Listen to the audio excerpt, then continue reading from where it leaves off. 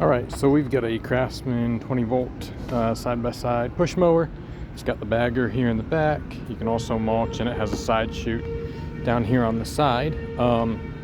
Folds up nice and easy for storage, but if you just flip these two red handles, swing the bar up, and then just lock them into place, and you are good to go.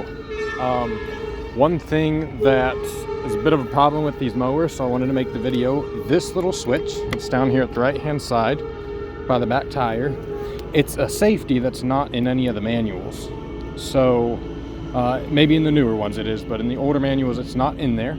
So a lot of people, including myself, got this mower, thought it didn't work.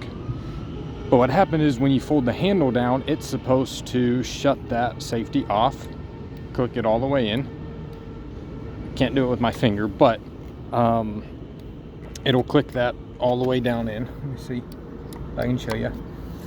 And what happens is sometimes it'll get stuck. So you open the mower up and it won't actually work. So all you do, if you open up your mower, you pull it out of the box, you put the handle on, you put the batteries in, and it's not working, try that before anything else. Look down here by that back right tire, by the adjuster for how low you're cutting, and just make sure that safety switch has popped out. And if it hasn't, use a key, tip of a knife, something, screwdriver, and you can pop it out, and then your mower should work.